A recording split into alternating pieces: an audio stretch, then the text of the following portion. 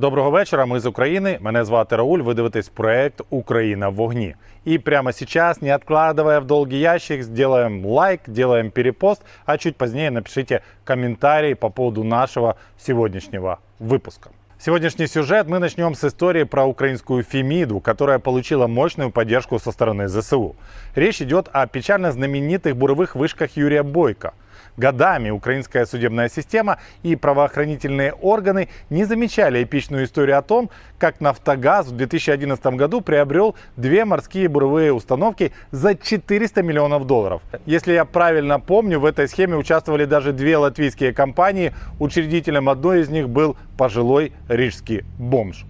Позже также выяснилось, что за вышки немного переплатили. Где-то 150-200 миллионов долларов, которые вскоре засветились на офшорных счетах бывшего президента Януковича и компании. Напомню, что в те годы Минэнерго возглавлял Юрий Бойко, и технократ его уровня и квалификации просто не мог не знать и не понимать, что происходит. Деньги так и не были возвращены, и по сути никто не понес ответственности за столь наглый крадеж бюджетных денег. Во время аннексии Крыма эти самые вышки были захвачены полком ВДВ России и отбуксированы к побережью Крыма, а там превращены в военные объекты, но газ тоже качали. По данным украинских военных, на буровых были установлены средства радиотехнической разведки, которые контролировали передвижение в украинских портах. Однажды с этих вышек даже был открыт огонь по украинскому самолету, но все обошлось. Чего не скажешь про вчерашний прилет по оккупантам, которые считали, что они находятся в полной безопасности. По словам смотрящего по Крыму от Москвы уголовника Сергея Аксенова, удар был нанесен по 3 буровым вышкам, потому что, оказывается, россияне успели украсть все наши вышки и стащить их к Крыму с формулировкой «из-за сложной международной обстановки и риска потери жизненно важных активов». Так вот, в момент атаки на вышках, по словам Аксенова, находилось 109 человек и 21 человек уже эвакуирован. У неискушенного слушателя может сложиться впечатление, что остальные 88 робинзонов будут эвакуированы чуть позднее. Но он просто не знаком с российским новоязом, с его спецоперациями, ограниченными контингентами, хлопками и термоточками. Как вы понимаете, на буровых вышках нет бомбоубежищ, скорой помощи, хирургического отделения или скоростных катеров и подводных лодок, которые бы немедленно начали спасательную операцию. А если бы даже и были? Когда ракета попадает в насос, который качает газ посреди моря, то в этой ситуации в своем будущем могут быть уверены только крабы и черноморские акулы. Так что 88 храбрых солдатиков Российской Федерации, скорее всего, кратковременно перешли в подчинение Роскосмоса и частично достигли стратосферы. А затем, подчиняясь законам гравитации, заступили на постоянную службу в подводный флот, усилив таким образом гарнизон крейсера «Москва». При этом сам Аксенов на утро сообщал только лишь про 5 спасенных. Остальные по-прежнему пребывают в статусе моряков Шрёдингера. На сегодняшний, на эту минуту, подобрано 5 человек, из них 3 раненых. Поиски остальных продолжаются, поэтому максимально Министерство обороны, там находятся и патрульные суда наши, и патрульная авиация, максимально обеспечивает час проведения спасательной операции. Поэтому будем держать всех в курсе, соответственно. Пока на эту минуту информация такова.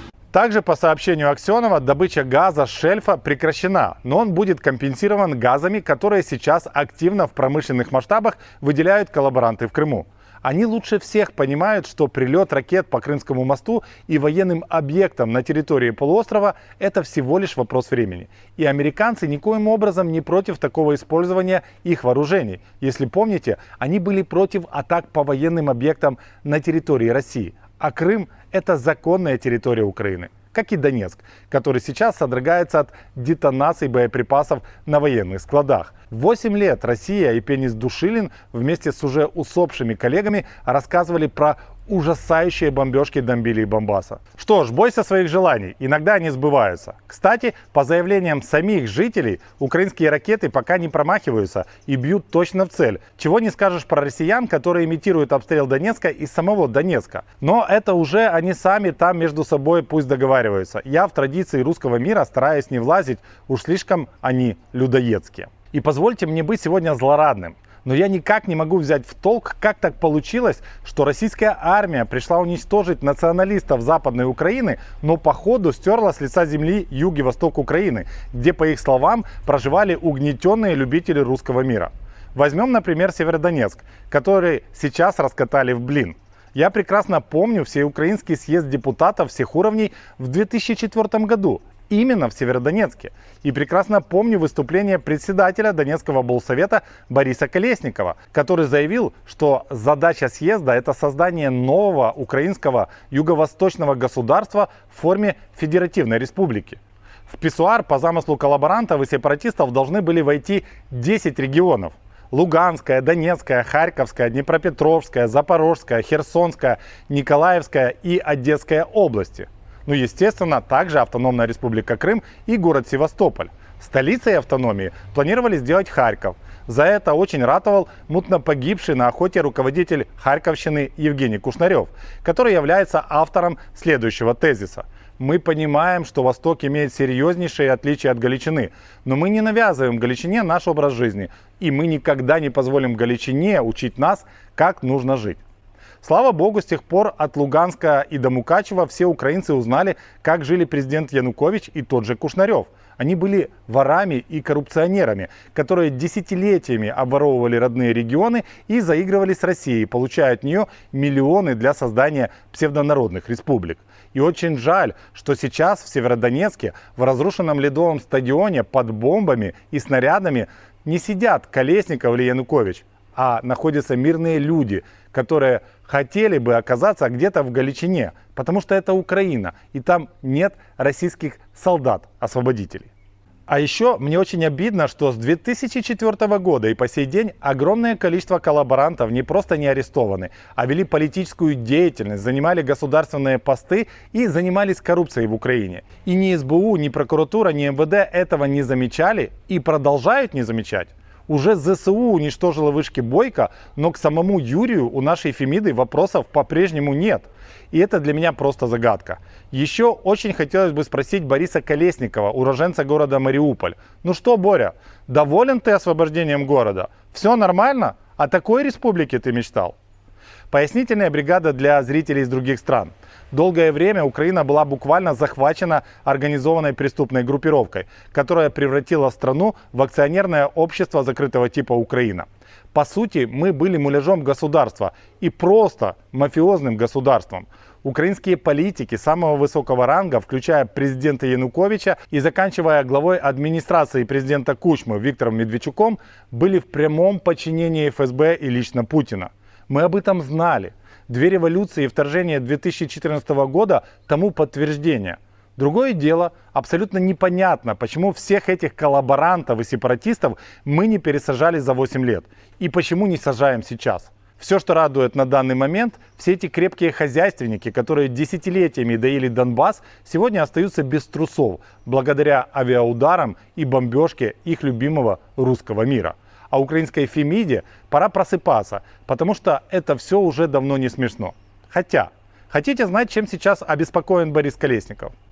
Почетный президент хоккейного клуба «Донбасс» обратился к российским хоккеистам из НХЛ с просьбой повлиять на руководство России и прекратить агрессию, потому что льется кровь мирных жителей Украины. Борис, прозрел. Давайте ему все простим. Но я не согласен.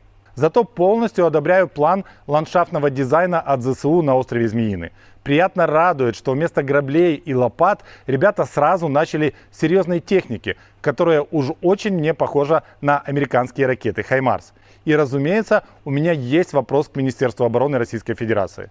Вот вы знаете, что на острове нет надежного укрытия от ракет, а ваше ПВО неэффективно против систем залпового огня и против противокорабельных ракет «Гарпун». Вы также прекрасно знаете, что эти системы поставлены на вооружение ЗСУ.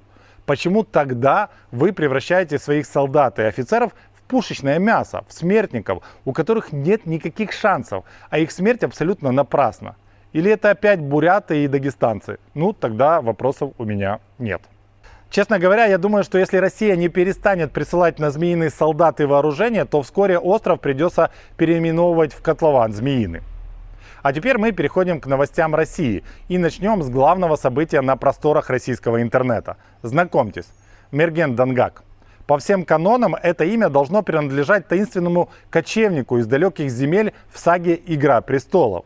И поверьте мне, в жизни старший сержант Дангак абсолютно фэнтезийный персонаж, который благодаря усилиям обкурившейся российской пропагандистской машины обречен стать мемом. Дело в том, что на днях указом президента РФ Мергену присвоено звание Героя России, а семье, видимо, выдана персональная стиральная машина. За что, спросите вы? Я сейчас вам расскажу. Существует как минимум несколько версий, и все они прекрасны.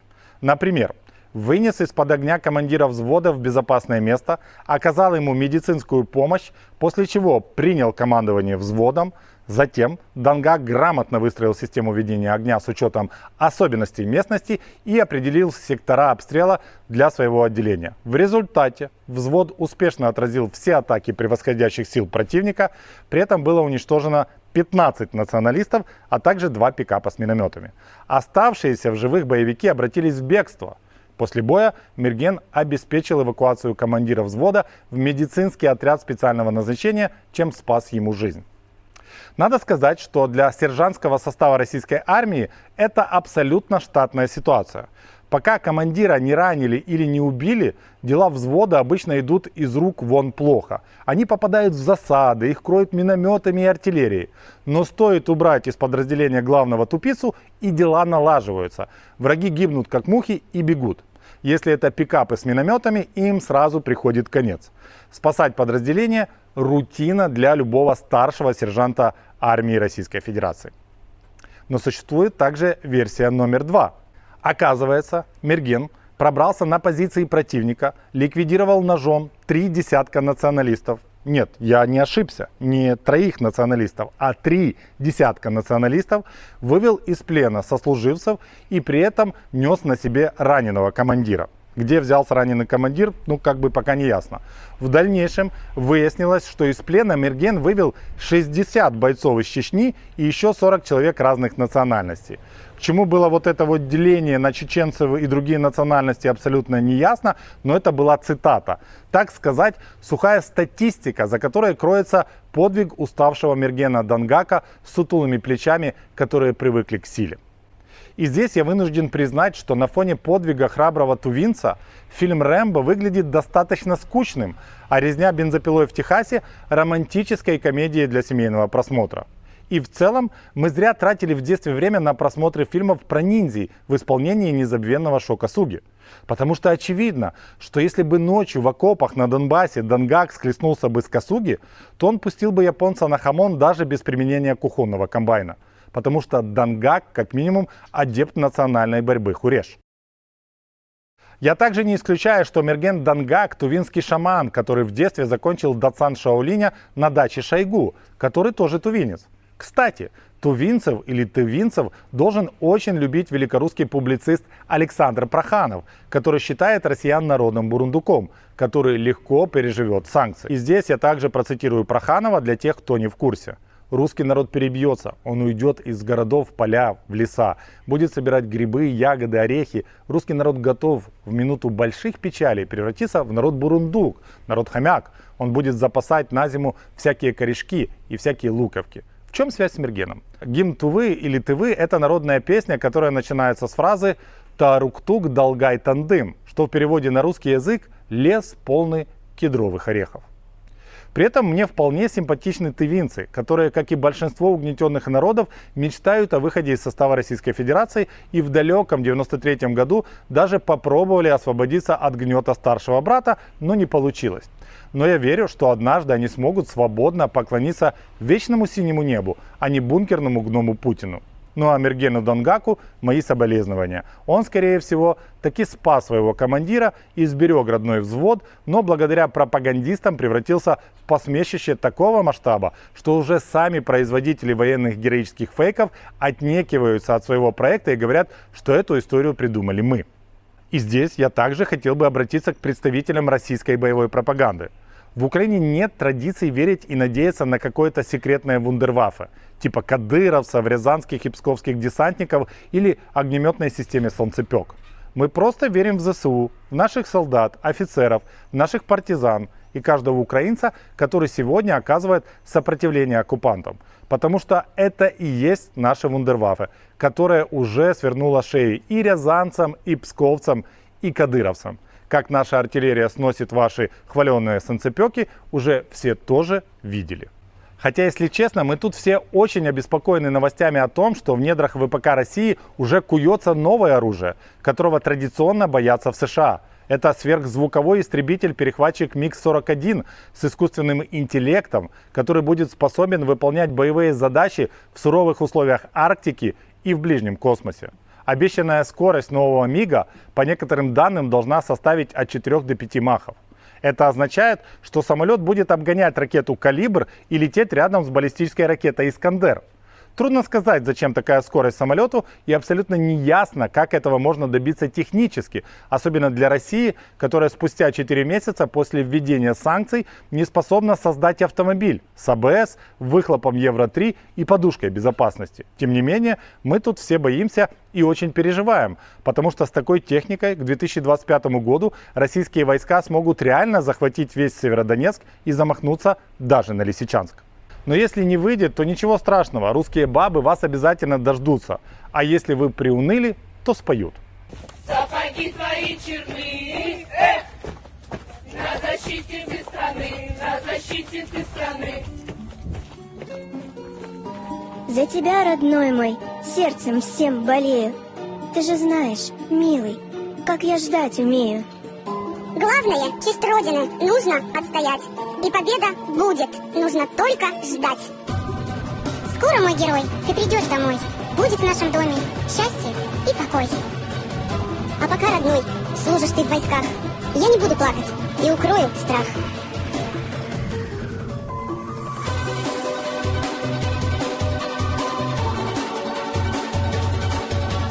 Ягода малина во дворі росте. На цьому все. Ви дивилися проект «Україна в вогні». Пам'ятайте про те, що Російську Федерацію буде зруйновано. Слава Україні!